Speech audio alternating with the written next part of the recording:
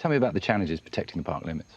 The park, it's about 2 million acres of land. Those 2 million acres have been set aside for conservation, which means that it's for the wildlife. It's also for tourism, it's for people to come and visit, but really it's for protecting the wildlife. But it could have been used for agriculture. So because of that, the local populations are bearing a huge cost.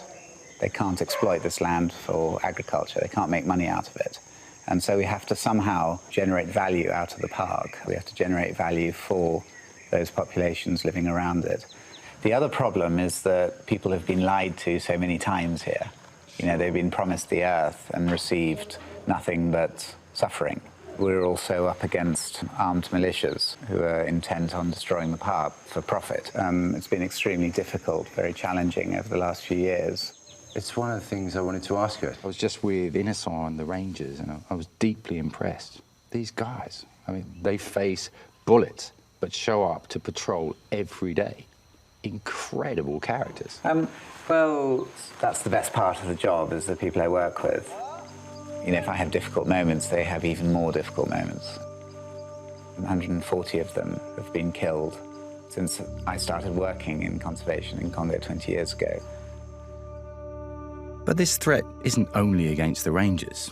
In April 2014, De Merode, who stands publicly in direct opposition to the profit-driven forces that seek to exploit the park, found himself in the crosshairs. Recently, you were shot, yeah? My vehicle was attacked. What happened?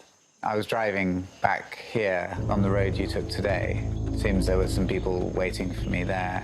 And so as I was approaching, one of them raised his rifle, and so I realized something was about to happen. I ducked. And then, you know, the windscreen shattered, and, you know, I knew I was getting shot at. So I tried to accelerate to get through, but then the engine cut. And I had a rifle with me, so I took the rifle and got out of the car to try and get into the forest. I mean, it was at that point that I got hit in the chest and the stomach. And then when I was at a reasonable distance, I fired some shots to try and dissuade them from following me. And thankfully that worked. I was quite lucky, you know, the bullets went straight through me. If it had been a few centimeters to the right, then I would have been paralyzed.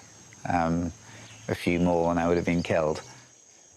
I mean, I've got to say, and you're back here. Yeah. That's my job.